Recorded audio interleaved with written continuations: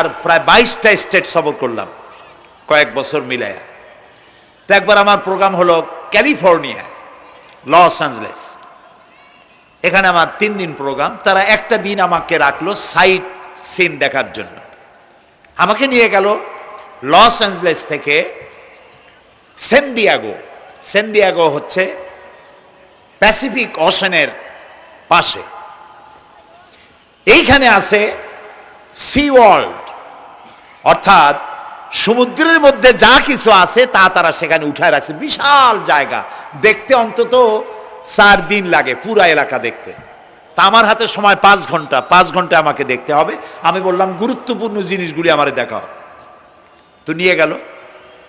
এই আপনাদের মাঠটা যত বড়, এরকম একটা বড় পুকুর, সেই পুকুরের মাঝখানে আছে একটা ওয়াল, আর ঠিক মাঝখানে আছে একটা মঞ্চ, আর 10,000 লোক বসতে পারে এরকম একটা গ্যালারি। ওরকম একটা গ্যালারিতে আমাকে বসালো টিকিট কাটায়া। ওখানে মাছের খেলা দেখানো হবে। যারা খেলা দেখাবে তারা হাতে তুড়ি দিল, সঙ্গে সঙ্গে 2টি মাছ ওই পাশ থেকে তারা ভিতরে বড় গেট আছে, সেই গেট দিয়ে এপারে চলে আসলো। আমি লক্ষ্য করলাম খেলা যারা দেখাবে তাদের মুখের কথা, বাঁশির আওয়াজ, হাতের ইঙ্গিত মাছে বোঝে। মাছটার বুকটা সাদা, একদম সাদা, আর পেছনের দিকটা কালো। যখন উঁচু হয় তখন মনে হয় কোনো সৌদি প্রিন্স হবে, কালো কাপড় গায়ে দেয় সাদা জামার উপরে, ঠিক ওরকম মনে হয়। তো যারা খেলা দেখাবে তারা এভাবে হাতে তালি দিল, মাছেও তার 2টি পাখা নিয়ে হাতে তালি দিল, ওয়েলকাম করলো দর্শকদেরকে। অনেকগুলি খেলা দেখালো এই মাছ। এক একটা খেলা দেখাইয়া যখন স্টেজের সামনে গিয়া মাছ হা করে, তখন বড় বড় বালতির ভিতরে ছোট ছোট মাছ আছে, এই মাছগুলি 2-3 বালতি তার মুখের মধ্যে ঢুকায় দেয়।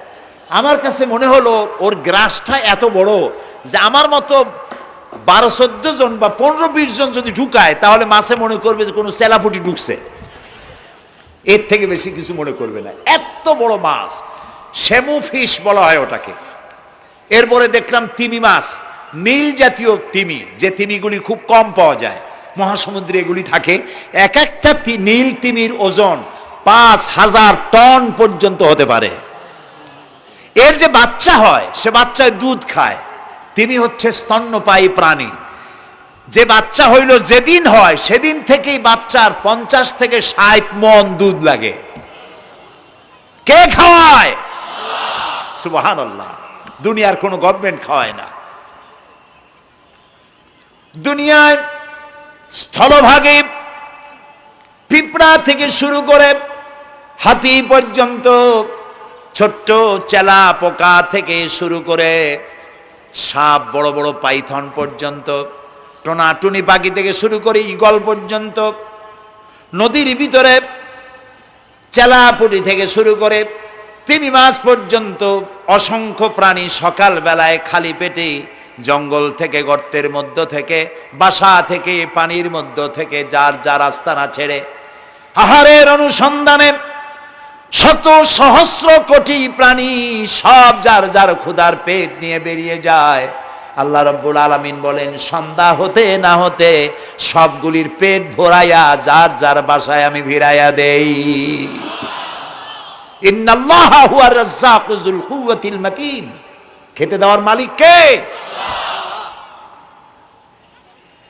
সেই আল্লাহর এই গুণকে, এই গুণাবলীকে বিশ্বাস করতে হবে। খেতে দেওয়ার মালিক তিনি কেবলমাত্র।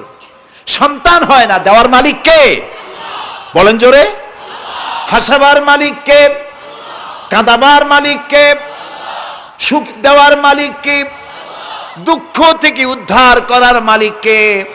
হায়াতের মালিক কে? মওতের মালিক কে? ফাআলুন লিমা ইউরিদ। যা খুশি তাই তিনি করতে পারেন। সুবহানাল্লাহ বলে। কোন? কাফ আর নুন, 2টি অক্ষর। যখন যা ইচ্ছে করে হয়ে যায়। আল্লাহর এই গুণকে বিশ্বাস করলে মানুষ শিরক থেকে বাঁচতে পারবে। মাজার মুখী হবে না মুসলমান, মসজিদ মুখী হবে তখন। আজ আমার মুসলমান একদিকে নামাজও পড়ে আর একদিকে মাজারের কাছে গিয়ে দুর্বল হয়ে যায়। আছে না? আছে কি না? মাজারগুলির কাছে গিয়ে সাহায্য কামনা করে। আমার নিজের চোখে দেখেছি মাজারে গিয়ে কিভাবে সেজদা দেয় কবরকে। বলেন নাউযুবিল্লাহ। আল্লাহ ছাড়া কাউকে রুকু সেজদা করা যায় না। যা চাবার আল্লাহর কাছে চাইতে হবে। ওয়াইজা সাআলতা ফাসআলিল্লাহ ওয়াইজা ইসতাআনতা ফাসতাইন বিল্লাহ। যা কিছু চাওয়ার আল্লাহর কাছে চাও, যা কিছু বলার আল্লাহকে বলো। সব কিছু করার মালিক তিনি। সুবহানাল্লাহ বলেন। এই জন্য মাজারের সাথে মুসলমানদের সম্পর্ক হবে না, মুসলমানদের সম্পর্ক হবে মসজিদের সাথে। কিসের সাথে বলেন জোরে? আপনি কোনো অসুবিধায় পড়েছেন,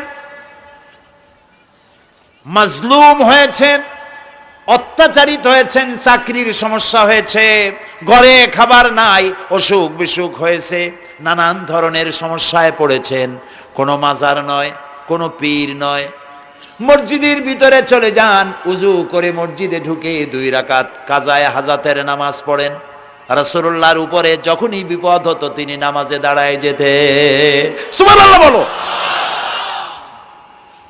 আপনি কেন যাবেন একটা কবরের কাছে? আপনার সাহায্য কামনার জন্য কোনো পীর নয়, আপনার সাহায্যের জন্য কোনো কবর নয়। সাহায্য পাওয়ার জন্য কে? আল্লাহ চান আপনার ঈমানটা খালেস হোক। আল্লাহ তাআলা এটা বরদাস্ত করতে পারেন না যে মানুষ কারো কাছে গিয়া আরেকজনের কাছে গিয়ে নথি স্বীকার করুক। আল্লাহ সহ্য করেন না। ইন্না শিরকা লা যুলমুন আযীম। শিরক হচ্ছে মস্ত বড় জুলম, অত্যাচার। আল্লাহ সব থেকে অপছন্দ করেন কোন গুনাহ? বলেন শিরক। আল্লাহ সহ্যই করেন না।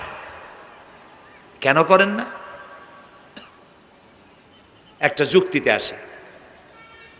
যারা বিবাহ করেছেন তাদের স্ত্রী যদি স্বামীর সাথে যে ধরনের হাসি খুশি প্রেমের আদান প্রদান করে, স্বামী ছাড়া যদি আরেকজন পুরুষের সাথে এরকমের ভাব বিনিময় করে, ফোনে কথা বলে, প্রেম করে, খুব সুন্দর করে ভালোবাসা দিয়ে যদি চিঠি লেখে অন্য পুরুষের কাছে, অথবা প্রেম নিবেদন করে, তাহলে স্বামীদের অবস্থা কেমন হবে বলেন? এইটার জবাব দিতেও যদি দেরি হয় তো খুবই কুলক্ষণ। হ্যাঁ, ভয়ানক হবে, ভয়ানক হয়ে যাবে। নিজের চরিত্র যতই যা হোক, বউর চরিত্র ভালো চাই। আচ্ছা বলেন তো, স্ত্রী আপনার সঙ্গে যেভাবে প্রেমের হাসি হাসে, প্রেম নিবেদন করে, ওই রকম আরেকটা পুরুষের কাছে সাথে করলে আপনার সহ্য হয় না কেন? আপনি স্ত্রীর উপরে আপনার অধিকারটা কতখানি, কি জন্যে? আপনার স্ত্রীর যে হাসি, যে মিষ্টি হাসি, যা আপনার প্রাণ কেড়ে নেয়, ওই হাসিতে আপনার কোনো অবদান আছে? বলেন। তার যে টানা টানা চোখ, সুন্দর ভ্রু, মাথায় অনেক লম্বা চুল, শরীরটা সুন্দর, যৌবন, রূপ, এর ভেতরে আপনার কোনো অবদান আছে? হ্যাঁ আছে, একটু তো আছেই। আপনি যে মুখ দিয়ে বউটা হাসে, সেই ঠোঁটে একটু লিপস্টিক লাগাইছেন। যে চোখের জন্য আপনি পাগল, সেই চোখে একটু কাজল লাগাইছেন। শরীরটাকে পেঁচাবার জন্য সুন্দর একটা শাড়ি কিনে দিছেন। একটা শাড়ি দিয়ে, একটু লিপস্টিক কিনে দিয়ে, চুলের একটা ক্লিপ কিনে দিয়ে, একটা ভালো শাড়ি কিনে দিয়া স্ত্রীর উপরে যদি এত অধিকার আছে যে কোনদিন মৃত্যু পর্যন্ত কোন প্রেমের হাসি, ভালোবাসার আদান প্রদান আপনি ছাড়া আর কারো সাথে করতে পারবে না, এইটা যদি আপনার অধিকার এভাবে প্রতিষ্ঠিত হয়, তাহলে এই হাসি যিনি দিলেন, এই দাঁত, এই সুন্দর চোখ, এই রূপ, এই যৌবন যে আল্লাহ তাআলা দিলেন, তার সামনে কোনো পীর অথবা কবরের সামনে যদি হাত পাতে আল্লাহ বরদাস্ত করেন না। কথা কি বুঝে আসছে? কথা বুঝে আসছে? আলহামদুলিল্লাহ বলেন। আলহামদুলিল্লাহ। বুঝলেই আমাদের কষ্ট সার্থক। আলহামদুলিল্লাহ বলি। আমরা যেন আল্লাহরে চিনতে পারি, বুঝতে পারি। আমার বিশ্বাস করুন, কোরআন আমার সামনে, আল্লাহর কসম, কোন জীবিত পীর, কোন মৃত্যু পীর আমার ভাগ্যের ভালো বা মন্দ করার কোন অধিকার রাখে না, রাখে না, রাখে না। কোন পীর ফু দিয়ে আমার ভাগ্যকে ভালো বানাই দিতে পারবে না, পারবে না, এবং আমার একটা চুলও বাঁকাও করতে পারবে না। খাইরিহি ওয়া শাররিহি মিনাল্লাহি তাআলা। আমার ভালো আমার মন্দ করার একমাত্র মালিক কে? আল্লাহ। এক আঙ্গুল আকাশের দিকে উঁচু করে চিৎকার দিয়ে বলুন কে? আবার বলেন, আবার বলেন, আবারও বলুন। হাত নামান। আল্লাহ কবুল করুন, বলেন আমিন। আমার এই বক্তব্য দিয়ে আমি কোনো পীরকে অমর্যাদা করছি না। পীর সাহেবদের কাছে পীর কোনো শরীয়তের শব্দ নয়। কোরআন এবং হাদিসে কোথাও পীর বলে কোনো শব্দ নাই। এটি ফার্সি শব্দ। এই শব্দের অর্থ হলো বৃদ্ধ। তো পীর যদি বৃদ্ধ হয় ভালো কথা, তিনি যদি আলেম হন আরো ভালো কথা। কিন্তু বাপ পীর ছিল, উনিও সেই সুবাদে পীর। ইলেম নাই, তোনার নিজের কাছেই তো টর্চ নাই। আপনাকে অন্ধকারে উনিও ম্যানহোলের মধ্যে পড়বে, আপনারে নিয়ে পড়বে। আলেম হইতে হবে, পীর যদি হয় আলেম হইতে হবে, এক নম্বর কথা। দুই নম্বর কথা হলো তিনি ব্যবসায়ী হবেন না। ধর্মের নামে তিনি ব্যবসা করবেন না। তিনি মানুষকে হেদায়েতের পথ দেখাবেন। প্রয়োজনে জেলে যাবেন, প্রয়োজনে ফাঁসির মঞ্চে দাঁড়াবেন। তিনি নিজেকেই ইসলামের সব আমি করি, আর ইসলাম কারো কাছে নাই। যারা ইসলাম করলো 70-80 বছর ধরে, রাজনীতির পথ দেখালো, তারা ইসলামের দল না, ওনারটাই ইসলামের দল। এই ধরনের ফাজলামি বক্তব্য থেকে বিরত থাকতে হবে। এই ধরনের বেয়াদবিপূর্ণ বক্তব্য থেকে বিরত থাকতে হবে। আমার দোকানে খাঁটি ঘি পাওয়া যায়, আর কারো দোকানে খাঁটি ঘি পাওয়া যায় না। ইসলাম নিয়ে এই ধরনের মনোপলি বিজনেস করতে দেওয়া হবে না। প্রিয় ভাই সব, আমরা পীর সাহেবদের চিনি। পীর ছিলেন শাহজালাল রহমতুল্লাহ আলাইহি। সুবহানাল্লাহ। যুদ্ধ করা লাগে নাই, আজান দিয়েছেন, মূর্তির মাথা ভাঙ্গা চুর চুর হয়ে পড়ে গিয়েছে। গৌর গোবিন্দ পলায়া কুল পায় নাই। লোকেরা যায় তার মাজারে গিয়ে গজাল মাছ জিয়ারত করে আসে, কিন্তু তরবারিটা দেখে আসে না। দোধারি তরবারি এখনো আছে। সুবহানাল্লাহ বলেন।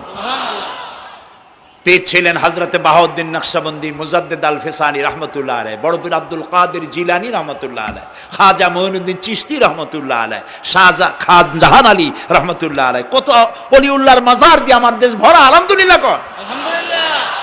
আরে একদিকে মানুষকে মুরিদ বানায়া মুরিদের টাকা দিয়ে নিজেদের পকেট ভরেন নাই। ওনারা এরকম করতেন না, এইরকম করতেন। আর রাসূলুল্লাহ বলেছেন এই রকমের হাতের মর্যাদা নাই, এই হাতের মর্যাদা। আমি পীর দেখছিলাম, বাইতুল শরফের পীর হযরত শাহ আব্দুল জব্বার সাহেব, আল্লাহ তাআলা জান্নাতুল ফেরদাউসের মেহমান বানায়নি। এই বাংলাদেশে শত শত মসজিদ, মাদ্রাসার এতিমখানা তৈরি করে গেছেন। সুবহানাল্লাহ। বৃষ্টির মৌসুমে চট্টগ্রামের বাড়ি তার, 14 বছর মাদ্রাসায় ওয়াজিদিয়া চট্টগ্রামে 14 বছর বুখারী শরীফ পড়িয়েছেন। কি মানের আলেম, খালি পীর না। মুরিদরা যত টাকা দিত, এই টাকা দিয়ে বড় বড় মাদ্রাসা মসজিদ করেছেন। আর বৃষ্টির সময় সাথী সঙ্গী নিয়ে বস্তি এলাকায় যেতেন, পলিথিন দিয়া ছাওয়া, বাচ্চা আর তার স্বামী নিয়ে কাতরায় এক কোনায় বসে আছে, খাবার নাই, চাউল নাই, অসুস্থ, তাদের চাউল দিয়ে আসতেন, তাদের রান্না করার শাকসবজি দিয়ে আসতেন, ওষুধ দিয়ে আসতেন, হাড়ি পাতিল দিয়ে আসতেন। বন্যা হলে, তুফান হলে টাকা উজাড় করে যা মুরিদরা দিত সবগুলি উজাড় করে মানুষের খেদমত করতেন। সুবহানাল্লাহ। কাজী যারা জামায় অনেকগুলো পকেট সমানে নিতে থাকে আর ভরতে থাকে এইভাবে করে, এই ব্যবসায়ীদেরকে পরিত্যাগ করতে হবে। পীর হচ্ছে ওই সমস্ত লোক যারা নাকি ধর্মের নামে ব্যবসা করে না, বরং আল্লাহর দ্বীনকে প্রতিষ্ঠা করার জন্য কথা বলে। প্রিয় ভাই সব, আমাদের জেহেন সাফ করতে হবে, পরিষ্কার করে বুঝতে হবে আমার ভালো আমার মন্দ কে করতে পারেন? আল্লাহ। সম্রাট শাহজাহান নাম শুনেছেন? কোথার বাদশা বলেন? দিল্লির সম্রাট। সম্রাট শাহজাহান পৃথিবী জোড়া নাম তার। কবি বলছেন, শাহনে জাহাं को जिन्हें फख्र से देते थे बाज, वाज कब्र में है सूरह अलहम्दु की मोहताज। যে শাহজাহানকে কর দিয়া ট্যাক্স দিতে পারলে জনগণ নিজেদেরকে গৌরবান্বিত বলে মনে করত, সেই শাহজাহান কবরে শুয়ে আছে, সূরা ফাতিহার মুহতাজ হয়ে আছে। সুবহানাল্লাহ। যদি কেউ আমার কবরের কাছ থেকে হাইটে যাইতো আর একটু সূরা ইখলাস পড়ে সবরেসানি করতো, আমি কিছু পাইতাম। আহারে, এই এতিম ফকির হয়ে শুয়ে আছে। এক ফকির দিল্লি ঘুরতেছে, একজন বলছে, ভাই তোমারে তো খয়রাত করে দেখতেছি আমি সেই ছোটবেলা থেকে, খালি তুমি খয়রাত করো। একটা জিনিস আপনারা মনে রাখবেন, গরিব, আজকে যারা গরিব পরিশ্রমের মধ্য দিয়ে কালকে তারা ধনী হতে পারে, কিন্তু যারা ভিক্ষুক, যারা ভিক্ষা করে, জিন্দিগিতে কোনোদিন তারা বড় হতে পারবে না। ভিক্ষা করা যাদের অভ্যাস, জীবনেও বাড়ি করতে পারবে না, জীবনেও ধনী হইতে পারবে না, কিন্তু গরিব ধনী হইতে পারবে। কারণ হলো আল্লাহর কাছে দুইটা বৈধ জিনিস অত্যন্ত ঘৃণিত। কয়টা? একটা হলো তালাক, আর একটা হলো ভিক্ষাবৃত্তি, মানুষের কাছে চাওয়া। আল্লাহ পছন্দ করেন না। তো ভিক্ষুক ঘুরতেছে, একটা লোক বলল, মিয়া তোমার তো সারা জীবনই খরচ করতে দেখি। খরচ করবো না, করবো কি? যার কাছে যাই সে দেয় 4 আনা 2 আনা 1 টাকা, এর বেশি তো দেয় না, তেদি আমি কেমনে বড় লোক হবো? কয় যে তুমি বাদশারের চোখে দেখো না, বাদশারের চোখে দেখো না। কয় বাদশার কাছে কি আমার মতো লোক যাইতে পারে নাকি? কল না, যাইতে হবে, যাও। বাদশা একবার যাবা, এমন দেওয়া দেবে জীবনে আর তোমার খরচ করা লাগবে না। পাতি শিয়ালের পিছনে ঘুরে তো লাভ নাই, পাতি শিয়ালে খায় মুরগি, তোমার একটা ঠ্যাং দেবে, দাঁতের খেলালের কাজও হবে না। বাঘের পিছনে ঘোরো, বাঘে খায় গরু আর হরিণ, একটা রান দিলে তুমি 1 সপ্তাহ খাইতে পারবে। কাজে ঘুরতে গিয়েও বোঝা উচিত কার সাথে ঘুরি। তো বলছে বাদশার কাছে যাও। তো বাদশারে পাবো কই? কই তো দেখলাম কেবল মসজিদে ঢুকলো। তারপরে ফকির গিয়ে দাঁড়ায় আছে বারান্দায়, দেখে যে উনি বাদশা ভেতরে বসে হাত তুলে আছে ভাবে, আর চোখ দিয়ে পানি পড়ে দাড়ি ভিজে ভিজে পড়তেছে। নামাজ শেষ করে, মোনাজাত শেষ করে বাদশা বেরিয়েছেন। কোন বাদশা? শাহজাহান। বাইরে আসার পর ফকির বলল, আসসালামু আলাইকুম বলে ফকির রওনা করছে। বাদশা বলে, দাঁড়াও, তুমি যে রওনা করলা, তোমার তো ভিক্ষুক মনে হয়, আর লোকেরা যারা ভিক্ষুক না তারাও তো আমার কাছে চায়, আর তুমি তো ভিক্ষুক, চাইলে না কেন কিছু? ভিক্ষুক বলে, জাহাপানা, আমি কিছু চাইতে এসেছিলাম আপনার কাছে, কিন্তু আপনার করুণ অবস্থা দেখে আমার জ্ঞানের চোখ খুলে গিয়েছে। আমি দেখতে পেলাম আমি যার কাছে চাইতে এসেছি, আমি তো কান্দি না, হাতও পাতি নাই। যার কাছে চাইতে আসতাম দিল্লির সম্রাট, আবার কোন সম্রাটের কাছে হাত পেতে ভিক্ষুকের মতো কি জানি চায়, আর চোখ দিয়া পানি পড়ে দাড়ি ভিজে ভিজে পড়ছে। আমার জ্ঞানের চোখ খুলে গেছে, দুনিয়ার বাদশার কাছে আর চাইব না। বাদশা কান্দে যে বাদশার কাছে, তার কাছেই চাইব। প্রিয় ভাই সব, এই জন্যে জিহেন সাফ করে ফেলুন। দুনিয়ার কোনো মানুষের জন্য, মানুষের কাছে নয়, কোনো কবরে নয়, কোনো কারো কাছে নয়, আল্লাহ তাআলার কাছেই আমরা নামাজের মধ্যে ঘোষণা করেছি, ইয়াকা না'বুদু ওয়া ইয়াকা নাস্তাঈন। আল্লাহ তাআলা, তোমার একমাত্র ইবাদত করি, তোমার কাছেই সাহায্য চাই। কাজেই সাহায্য আল্লাহর কাছে। কার কাছে চাইবো বলে? আল্লাহ আমাদের ঈমান পোক্ত করে দিন। আমরা বলি আমিন, আমরা বলি আমিন। অসুখ বিসুখ হইলে পরে ধৈর্য ধরবেন। অনেক মানুষ আছে জ্বর হইলে কয় যে এত নামাজ পড়ি, খালি জ্বর আমারই হয়, এত রোজা রাখি, ভালো ভালো কাম করি, আমার ছেলের অসুখ মোটে সারি না। এই জাতীয় কথা বলবেন না। মুমিনের পায়ে যদি কাঁটাও ফোটে, সওয়াব থেকে খালি নাই। ধৈর্য ধরতে হবে। কাঁটা ফুটছে, বলেন ইন্না লিল্লাহ। আজাবান লিল মুমিন, মুমিনের জন্য বড়ই আশ্চর্য ব্যাপার, বিপদ হইলেও শুকর আদায় করে, আর সুখে থাকলেও শুকর আদায় করে। সুবহানাল্লাহ বিহামদি। বিপদ আসলে সে বলে ইন্না লিল্লাহি, বলেন ইন্না লিল্লাহি ওয়া ইন্না ইলাইহি রাজিউন।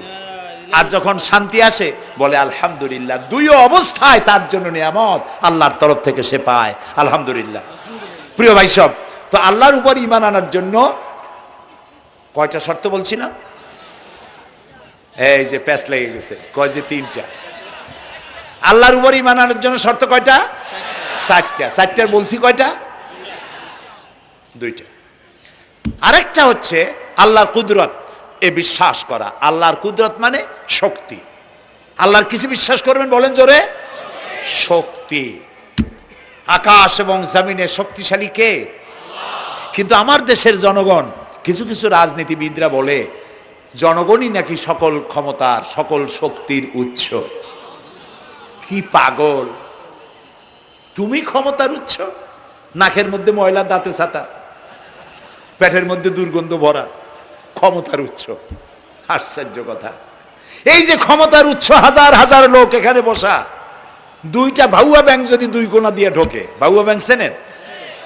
বিগ সাইজের ব্যাংক, দুইটা যদি দুই দিক দিয়ে ঢোকে লাফাইতে লাফাইতে, সামনে যারা আছে এমনি লাফাবে। অন্তত টঙ্গী তামিরুল মিল্লাত মাদ্রাসা ছাড়াইয়া তারপরে ফিরে তাকায় বলবে, ভাই আমরা দৌড়াই কেন? ব্যাংকের সামনে অসহায়, বল্লা ভীমরুলের সামনে অসহায়, সাপের সামনে, বিচ্ছুর সামনে অসহায়, তারা কয় সকল ক্ষমতার উৎস জনগণ। কপাল পোড়া! ক্ষমতার উৎস জনগণ নয়। এটা কোরআনের সাথে কন্ট্রাডিকশন হয়। এ কথায় আল্লাহ বলেছেন, আন্নাল কুওয়াতা লিল্লাহি জামিয়া। সকল ক্ষমতার উৎস কে? আল্লাহ। চিল্লায় বলো আল্লাহ। ক্ষমতা কি দেখছেন? মাত্র 1.5 মিনিট। কয় মিনিট? মাত্র 1.5 মিনিট। আল্লাহ বলেছেন কোন?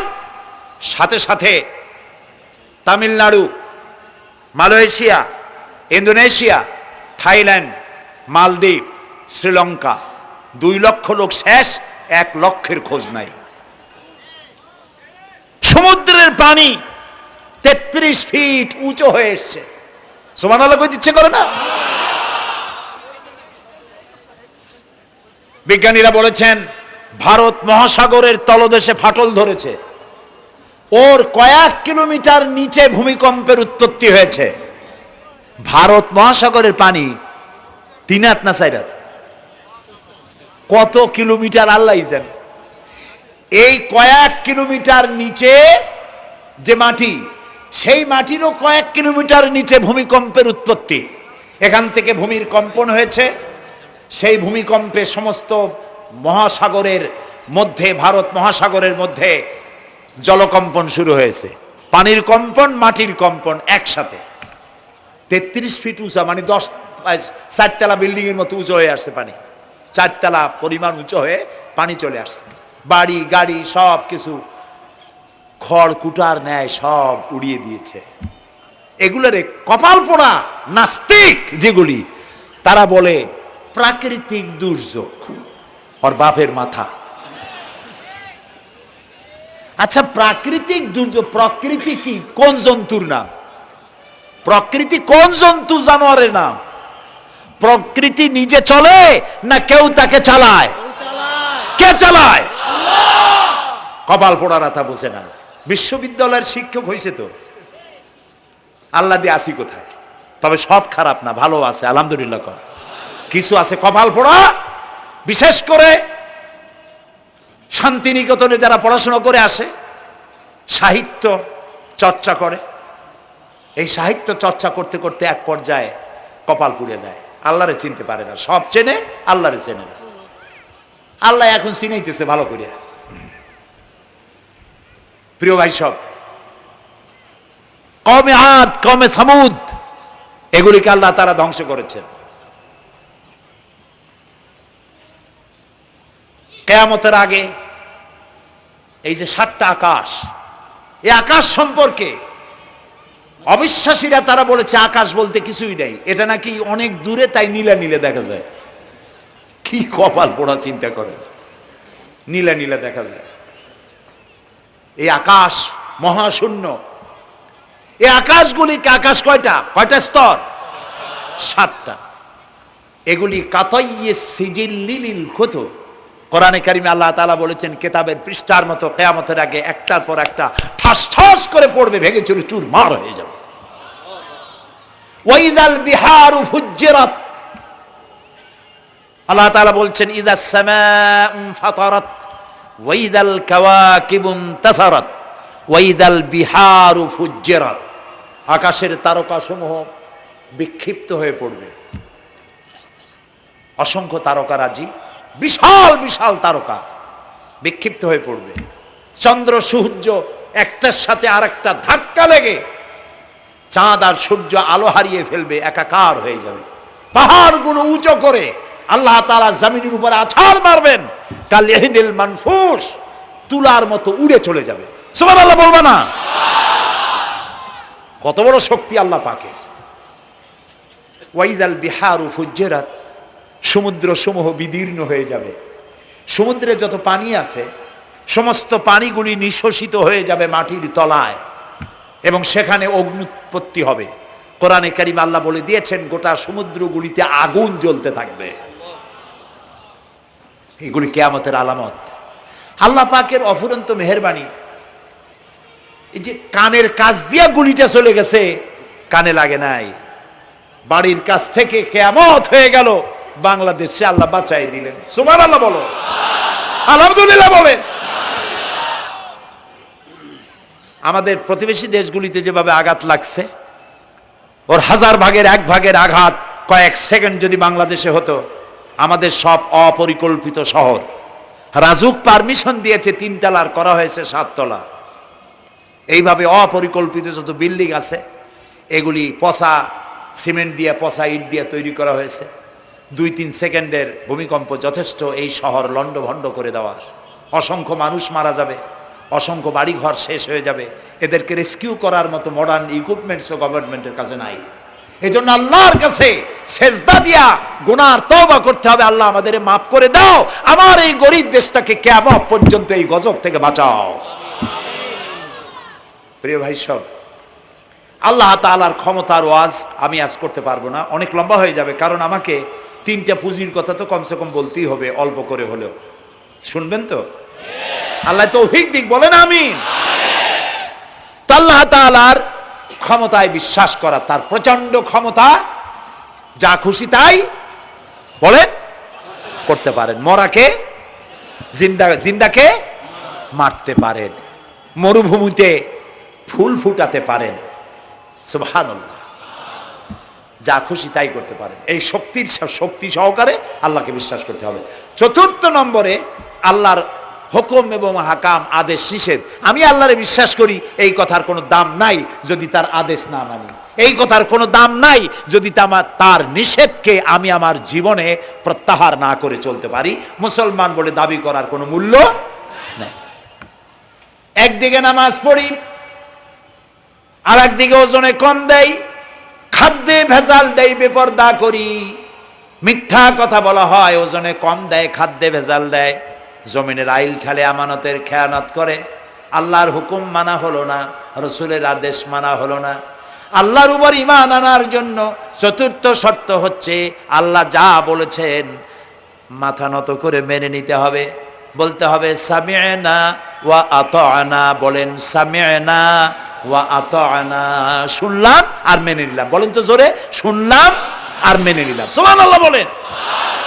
মুমিনেরা এই প্রশ্নই করবে না মদ হারাম কেন, মুমিনেরা এই প্রশ্নই করবে না জুয়া হারাম কেন, মুমিনেরা এই প্রশ্নই করবে না জেনা হারাম কেন। একটাই জবাব, মদ হারাম কেন?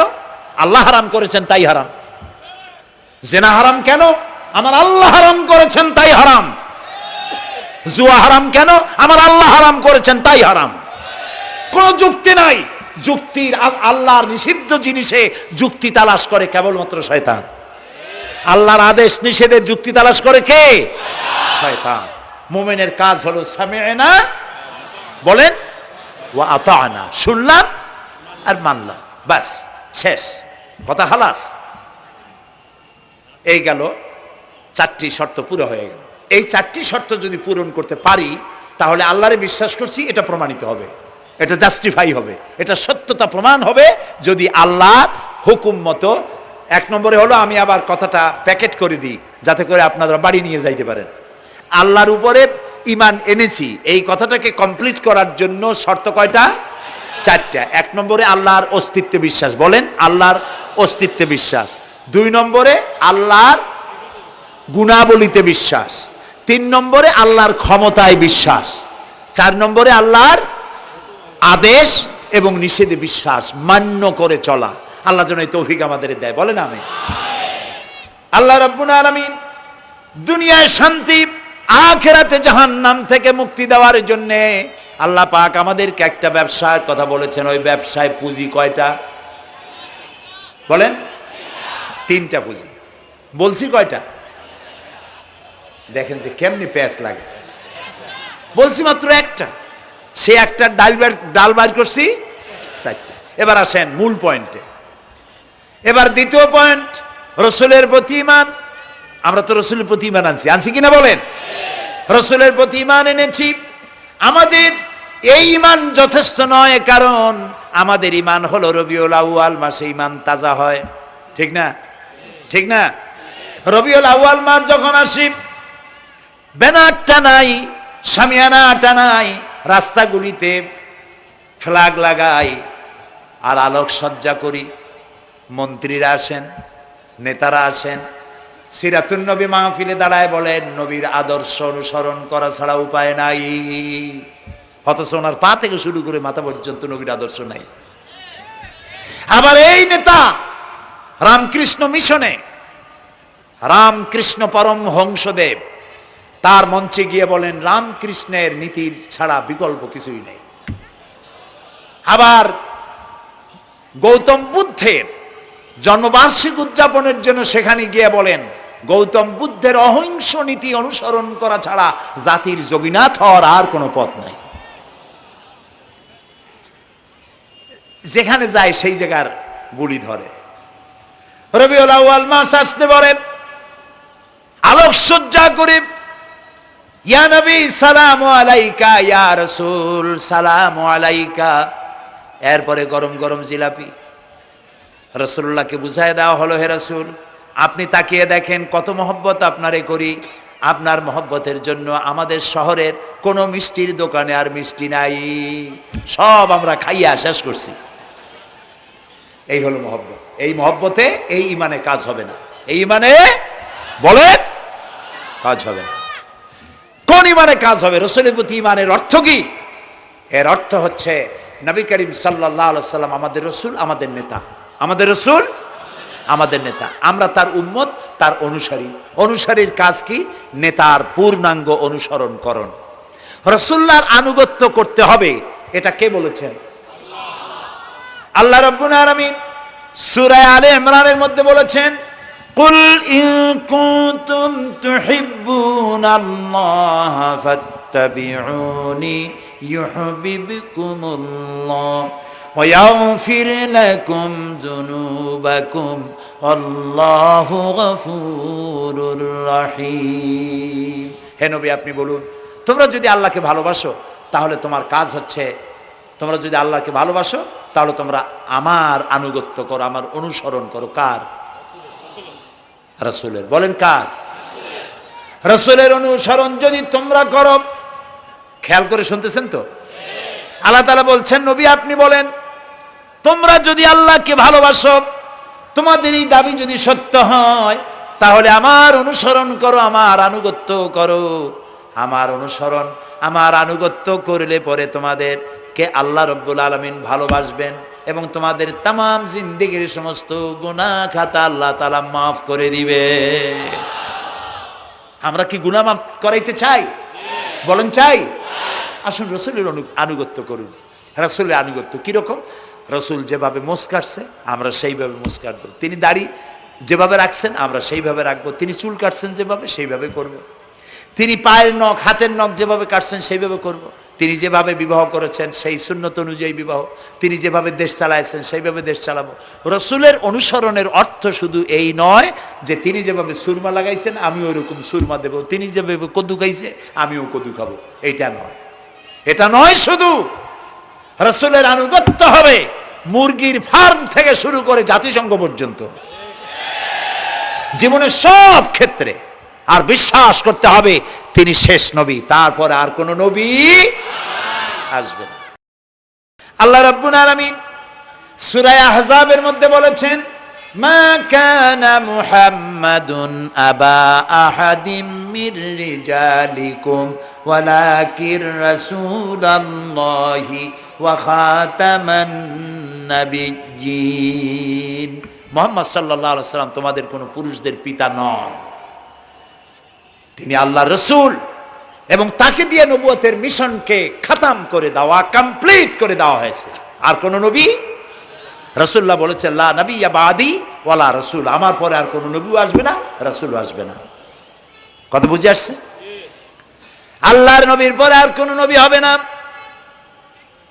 আল্লাহর নবী বলেছেন, একটি ইমারত তৈরি করে তার ভিতরে একটা ইট যদি খালি থাকে, একটি ইটের জায়গা যদি শূন্য থাকে, তাহলে সকলের চোখে ধরা পড়বে। ওই ইটখানা দিলে পরে বিল্ডিংটা কমপ্লিট হয়ে যায়। নবুয়তির যে ইমারত আল্লাহ তৈরি করেছিলেন, ওর ভিতরে একটা ইটের অভাব ছিল। আল্লাহ পাক আমাকে দিয়ে সেই শূন্য জায়গা পূরণ করে দিয়ে নবুয়তের মিশনকে কমপ্লিট করে দিয়েছেন। রাসূলুল্লাহ বলেছেন, আমার পরে আর কেউ নবী হবে না। পৃথিবীর সব মুসলমানদের আকীদা, মুহাম্মদ সাল্লাল্লাহু আলাইহি সাল্লামের পরে যদি কেউ নবুয়তের দাবি করে সে কাফির, হাজার বার কাফের। তাকে যারা নবী মানবে তারাও। রাসূলুল্লাহ বলেছেন, আমার পরে 30 জন মিথ্যেবাদী নবুয়তের দাবি করবে। তার মধ্যে একজন তো দাবি করছে রসুলের জীবদ্দশায়, একটা ছিল মেয়ে লোক আর একটা ছিল পুরুষ। পুরুষটার নাম ছিল মুসাইলামা কাযযাব, নামই ছিল কাযযাব। কাযযাব মানে মিথ্যাবাদী। দেখছেন অবস্থা, নামই মিথ্যাবাদী। উম্মতেরা কইল যে আপনি তো একজন নবী, আমরা সৌভাগ্য আর দুর্ভাগ্য হোক আপনারা নবী বলে মানলাম। মুহাম্মদ সাল্লাল্লাহু আলাইহি সাল্লামের কাছে প্রায় জিবরাইল আসে আর ওহী আনে, আর আপনি আমাদের কোনো ওহী দিতে পারলেন না পর্যন্ত। কয় যে কেবল না নবী হইলাম, অপেক্ষা করো, ওহী আসবেন। বেশ কিছুদিন যাওয়ার পর খুব চিন্তা ভাবনা করে কয় যে ওহী একটা আসছে। উম্মতেরা সব দৌড়ে আসছে, কি ওহী? কয় যে এইমাত্র শেষ রাত্রে জিবরাইল আসছিল, আইসে আমারে কয়ে গেল, একটা সূরা নাজিল করলো। সূরাটা কি? ইন্না আতাইনাকাল আকাক ফাসাল্লি লিরাব্বিকা ওয়াজআক ইন্না শানিয়াকা হুয়াল আবলাক। উম্মতেরা কয় সর্বনাশ, এই সূরা পড়তে গেলে তো আমরা কাইসা মরে যাব। এর অর্থ তো খুব বিকায়দা। কি সূরা নাজিল হইল আপনার উপরে? ইন্না আতাইনাকাল আকাক মানে আমি তোমাকে হুতুম পেশা দান করেছি, সুতরাং তুমি তোমার প্রভুর উদ্দেশ্যে নামাজ পড়ো আর চিৎকার মারো, কারণ তোমার শত্রুরা সাদা এবং কালো বর্ণের। আমরা তো আগামাথা কিছু বুঝলাম না, কি হই? আচ্ছা ঠিক আছে, পয়গম্বর মুহাম্মদ সাল্লাল্লাহু আলাইহি সাল্লামকে তার উম্মতেরা নিয়ে যায় তাদের বাগানে, মাঝে মধ্যে নিয়ে যায়। নিলে পরে যে কুয়ায় পানি থাকে না, শূন্য কুয়া পানিতে ভরে যায়।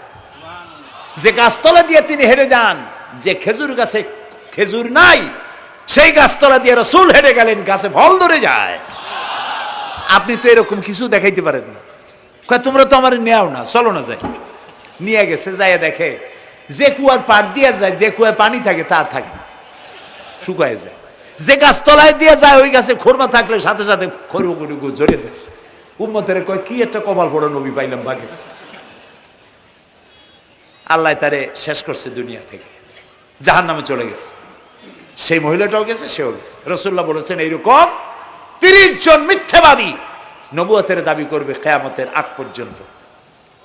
গোলাম আহমদ কাদিয়ানী, এ হলো ইতিহাসে আমরা যদ্দ পাই, তার পর্যন্ত 28 জন হয়েছে।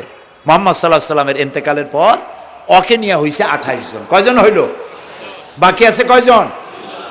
তাই বলে কিয়ামত যে এই 2 জন হইলি আগামী বছর বা 5-6 বছরের মধ্যে কিয়ামত হবে, ওইটা চিন্তা করেন না। এই পৃথিবীতে একটা লোক আল্লাহ শব্দ উচ্চারণ করার যদি থাকে, কিয়ামত সে পর্যন্ত হবে না। সুবহানাল্লাহ। সুতরাং বহুত দেরি আছে কিয়ামতে। তবে ওর মতো আরো শয়তান 2 জন আসবে। গোলাম আহমদ কাদিয়ানী বলল, আমি পয়গম্বর, আমি নবী, আমার উপরে ওহী আসে। তো তার সঙ্গে ওই যুগের বড় আলেম মাওলানা আতাউল্লাহ শাহ বুখারী রহমতুল্লাহ আলাইহি, তিনি বললেন, আচ্ছা তুমি যে নবুয়তের দাবি করো, এই শক্তি তুমি পাও কই? কয় যে আমার শক্তি তো কোরআন, কোরআনের মধ্যেই আছে আমার কথা। কোথায়? কয় সূরা সফের মধ্যে আছে, ইয়াতি মিন বাদি ইসমুহু আহমদ। ঈসা আলাইহিস সালাম আমার ব্যাপারে ফোরকাস্ট করেছেন, ভবিষ্যৎবাণী দিয়েছেন যে আমার পরে একজন আসবে, তার নাম হবে আহমদ। আমি তো সেই আহমদ। মাওলানা বুখারী বলছেন, বেকুব, ঈসা আলাইহিস সালাম যার কথা বলেছেন তার নাম, ঈসা আলাইহিস সালাম যার কথা বলেছেন তার নাম হলো ফকাত আহমদ, আর তোমার নাম হলো গোলাম আহমদ। তাহলে এতে করে বোঝা যায় ঈসা আলাইহিস সালাম যার কথা বলেছেন তুমি সেই আহমদের গোলাম। তো তুমি নবুয়তের দাবি করো কেন? গোলাম আহমদ কয় যে হুজুর, আমার নামের আগে গোলাম বৈশা একটু সমস্যা হয়েছে, ঠিক, তো গোলামটারে যদি বাদ দেই তাহলে তার আপনি আপত্তি করতে পারেন না, আমি আহমদ থাকি আর আপনি আমার উম্মত হয়ে যান। আমার কথা ঈসা আলাইহিস সালাম বলেছে। মাওলানা বুখারী বলছেন, দেখো তোমার ফতোয়া অনুযায়ী তুমি বলছো নামের প্রথম অংশ বাদ দিয়া শেষের অংশ নিয়ে তোমার উপর ঈমান আনতে, তাহলে আমার নাম আতা আল্লাহ, তোমার ফতোয়া অনুযায়ী আমার নামের প্রথম অংশ বাদ দিলাম, আতা গেছে, থাকছে আল্লাহ। আর আল্লাহ হয়ে বলছি তোর মতো গাধারে আমি নবুয়ত দেই নেই। এরপর এই শয়তানের মউত হলো কোথায় বলেন? কোথায়? পায়খানার ভিতরে। এই কাদিয়ানীরা, গোলাম আহমদ কাদিয়ানী কাফের, ওরে যারা নবী বলে মানে তারাও কাফের। প্রিয় ভাই সব, পৃথিবীর 48টি মুসলিম দেশ কাদিয়ানীদেরকে নন মুসলিম মাইনরিটি হিসেবে ঘোষণা দিয়েছে রাষ্ট্রীয়ভাবে। সৌদি গভর্নমেন্ট আইন পাশ করেছে, কিয়ামত পর্যন্ত কাদিয়ানীরা মক্কা মদিনায় প্রবেশ করতে পারবে না। বিগত 100 বছরের ভিতরে কোন কাদিয়ানী মক্কা মদিনায় ঢুকতে পারে নাই। আজকে বাংলাদেশে খতমে নবুয়তের আন্দোলন নতুন কিছু নয়, দীর্ঘদিন থেকেই উপমহাদেশে খতমে নবুয়তের আন্দোলন চলছে। এই আন্দোলন চলবে যতদিন পর্যন্ত সরকারের পক্ষ থেকে তাদেরকে নন মুসলিম মাইনরিটি ঘোষণা না করা হচ্ছে, আন্দোলন চলবেই। এদের লাশ রাস্তায় ফেলায় দিবা আর 14 কোটি মুসলমান তাকিয়ে তাকিয়ে দেখবে, তা বিশ্বাস করো না। খতমে নবুয়তের আন্দোলন যারা করেন, এই জাতির 14 কোটি মুসলমানের সমর্থন তাদের পেছনে রয়েছে। কাজী তাদের ব্যাপারে উচ্চবাচ্য কথা বলতে গিয়ে ব্যারিস্টার হন, আইনজীবী হন, যেই হন, খতমে নবুয়তের আন্দোলন যারা করে তাদের ব্যাপারে কথা বলতে গিয়ে মুখ সামনে কথা বলবেন। এদেশের মানুষ শহীদ হয়ে যাবে, কাদিয়ানীদেরকে বরদাস্ত করবে না। আমাদের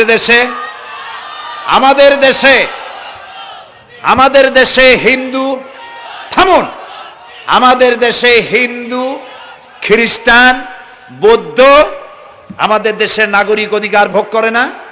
আমাদের সমান নাগরিক অধিকার তারা ভোগ করে।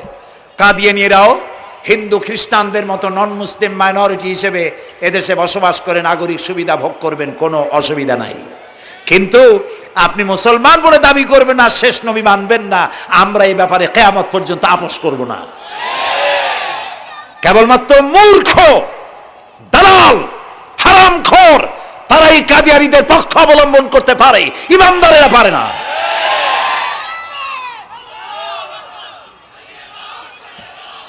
কাদিয়ানীরা যে সব মসজিদ তৈরি করে, এগুলি মসজিদ নয়, এগুলি উপাসনালয়।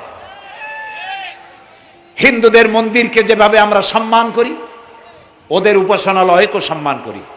কিন্তু কাদিয়ানীরা যতদিন মুসলমান নামের পরিচয় দিতে থাকবেন, আমরা আমাদের অধিকার আদায়ের জন্য সুশৃঙ্খলভাবে গণতান্ত্রিক পদ্ধতিতে আমরা এই অধিকার আদায়ের চেষ্টা করব। খতমে নবুয়তের আন্দোলন কোনো রাজনৈতিক আন্দোলন নয়, এটি আমাদের ইমানের আন্দোলন। যারা আন্দোলন করতেছেন তারা আমাদের ফরজে কিফায়ার দায়িত্ব পালন করছেন। প্রিয় ভাই সব, রাসূলের প্রতি ঈমান আনতে হলে এরকম ঈমান আনতে হবে, তারপরে আর কোনো নবী আসবে না। তারপরে কথা হলো তাকে অনুসরণ করতে হবে পায়ের নখকাটা থেকে শুরু করে মাথার চুল পর্যন্ত, জীবনের সব ক্ষেত্রে রাসূলের অনুসরণ করতে হবে। তিনি সেনাপতি ছিলেন, শ্রমিক ছিলেন, পিতা ছিলেন, নানা ছিলেন, স্বামী ছিলেন, ঠিক না? তিনি রাষ্ট্রপ্রধানও ছিলেন। আজকে যারা ধর্ম আর রাজনীতি আলাদা করেন তারা মুনাফিক, মুসলমান নয়, তারা কি? মুনাফিক। এই জন্য আমাদেরকে মনে রাখতে হবে নবী করিম সাল্লাল্লাহু আলাইহি ওয়াসাল্লাম রাষ্ট্র পরিচালনা করেছেন। যারা ধর্ম আর রাজনীতি আলাদা করেন তারা মুসলমান হিসাবে আল্লাহর কাছে পরিচিত হতে পারবেন না। প্রিয় ভাই সব, নবীজি মক্কা থেকে মদিনা এলেন, মদিনায় এসে রাষ্ট্রপ্রধানের দায়িত্ব পালন করলেন। আজ তিনি রাষ্ট্রপ্রধান, কোরআন হলো সংবিধান, কোরআনের আইন চালু করে দিলেন। চুরি বন্ধ হলো, ডাকাতি বন্ধ হলো, জেনা ব্যভিচার বন্ধ হয়ে গেল, মানুষ দরজা খুলে ঘুমাবার সুযোগ পেল। সুবহানাল্লাহ, সুবহানাল্লাহ। নবী করিম সাল্লাল্লাহু আলাইহি ওয়াসাল্লাম একটি সুন্দর সুখী সমাজ পৃথিবীতে চালু করে গেলেন। আজ আমাদের ভাগ্য যদি খুলতে হয়, রাসূলের অনুসরণ করি আমাদেরকে রাষ্ট্র পরিচালনা করতে হবে। ইসলাম সন্ত্রাসকে প্রশ্রয় দেয় না, ঠিক না ভাই? আমাদেরকে যারা সন্ত্রাসী বলে, ওরাই তো সন্ত্রাসের দাদা, ওরা সন্ত্রাসের জন্মদাতা। আমাদেরকে সন্ত্রাসী বলো? আমি আমেরিকায় বক্তব্য করেছি, লন্ডনে বক্তব্য করেছি, আমি তাদেরকে বলছি তোমরা আমাদেরকে সন্ত্রাসী বলো, আমাদের দেশে যাইয়া দেখো, তোমাদের এখানে সমস্ত সুপার মার্কেটগুলি সব বন্ধ হয়ে যায় বেলা 4টায়, কোনো মার্কেট খোলা থাকে না। কেন খোলো না? তোমরা সিকিউরিটি দিতে পারবে না বলে খোলো না। চুরি হবে, ডাকাতি হবে, লুটপাট হবে, এই জন্য বিকেলেই সব বন্ধ হয়ে যায়, রাতে কোনো দোকান খোলা থাকে না। তো যাও তো আমাদের দেশে, আমাদের তো সন্ত্রাসী বলো, গরিব দেশ। আমাদের দেশের বাবুরহাটে, নরসিংদীর কাছে বাবুরহাট, যেটাকে এই দেশের ম্যানচেস্টার বলা হয়, সারা রাত কোটি কোটি শত কোটি টাকার কাপড় চোপড় বেচা কিনা হয়, পুলিশের